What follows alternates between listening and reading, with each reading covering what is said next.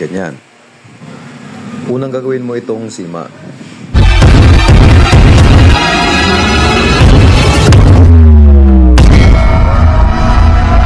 Ito pasintabi po sa mga master na talaga.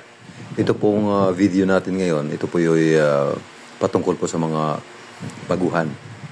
Sa mga baguhan kasi, pag nandun tayo sa spot, usually, nagtitilapia tayo ito, particularly sa tilapia lang fishing, ha. Sa iba kasing mga baguhan, hindi nila alam paano gumawa ng sit-up. Katulad itong Y, O itong Y gagawin natin ngayon na walang ganitong pabigat. Dito lang, diretso lang. Una, siyempre, yung materialis mo ay kailangan meron kang sima, tansi, ganito. At saka pamutol. Kung wala man na ganito, pwede kayong tawag nito yung nail cutter. Alright? So, again, pamutol, tansi, sima. Usually kasi pag pampatilapia ngayon, lalo ngayong season, malalaki ang tilapia. So, ginagawa ko mga idol, master, size 5 po ito. Ayan, sima. Ito, size 20. Ayan. So, ito ikakabit ko sa swivel doon sa may line. So, pagkatapos mo mag-fishing, tanggalin mo lang at ilagay dito. Ayan. Itong Y setup mo. Safety na yung hindi sasabit-sabit yung sima mo doon sa may, kung halimbawa may bag kayo. Ayan. Sa mga baguhan, lang po, dandahanin nyo lang. Pwedeng i-slow mo ulit-ulitin panoorin para malaman nyo kung paano paggawa. Ipasok mo dyan. Okay. Unang gagawin mo itong sima. Ayan. Kailangan ganyan, ha. Tapos, ikot ka. Hawakan mo siya ganito. Dagdagan mo pa kung sakasakali mabitin ka. Okay lang magputol, mga master. Dali lang yan, okay? Yan. So, yung sit-up. Yan. Isa. Dalawa. Tatlo. Apat. 5.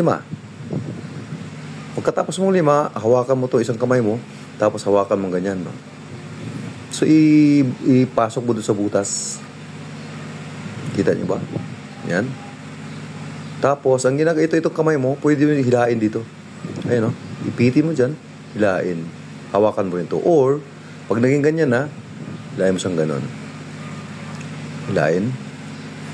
Yan. Kung nababagalan kayo, pasensya na mga lods. Kung nabilisan naman kayo, dandahanin nyo. So, ang ganito, itong pakinabang nito, ito yung cutter. Pwede rin pang ipit sa tilapia. Sa tawag nito, sa nguso pag mga plaplan na.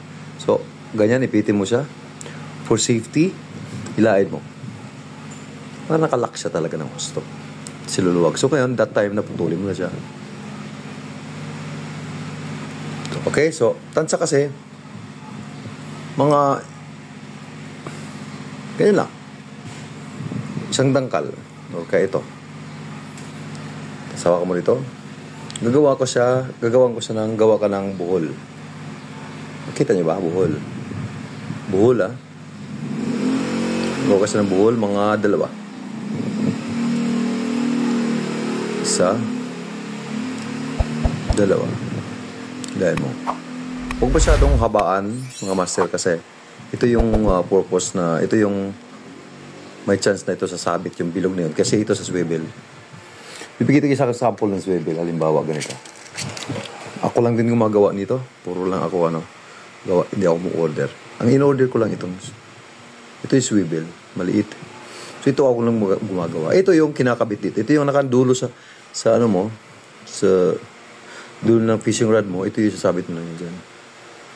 Diba? Tapos, buka mo. Koli. Ayan. Ito yung nakapasok siya. Ganyan. Sit up. Alright? Pagtanggal naman, usually, ito lang. Ganun mo lang siya. Ayan. Tapos, pigain mo siya. Ito, pigain mo. Pag piniga mo, sabay hila, lulusot na yan. Ayan. Okay? Right. So, nandito na tayo. Ayan. Kailangan mahigpit to. Yan, kailangan sa hitik.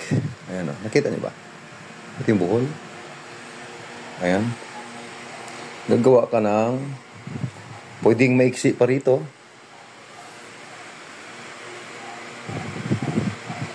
pwede mang mahaba pa rito yung sima. Okay. So, ito na. Ito yung buhol natin kanina. Ito yung buhol natin kanina. So, gawin mo lang ganyan. Ito si tap. So, kailangan yan. Ayan o. So, hawakan mo to. Yung dalawa. Yung kamay mo ganyan. Yan. So, gawa ka na ng mga ilang ikot. Pwede ring kung ginagawa 10 para mas maganda.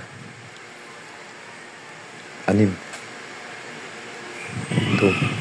8. 9. 10. Yan. So ito, nandito na yan, di ba? Ipapasok mo to dito mga master. Pasok mo dito sa kamayan. Ayan, sa butas. Pasok siya dyan. Ayan. Ayan, nakita nyo?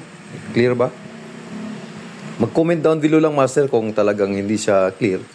Ulitin natin. Yan. Yan. So, hila ka na. Hilahin mo na siya. Yan. Kailangan yan, huwag lalabas. Hindi ka lang hihila. Yan. Lakasan mo lang. May power kailangan. Tapos tandaan mo ito, kailangan nakalabas to dito. Yan. Huwag naman sobrang labas kasi ano naman, hindi rin maganda. So, yan. Tansay mo lang, dandahan. Good. Gets nyo ba?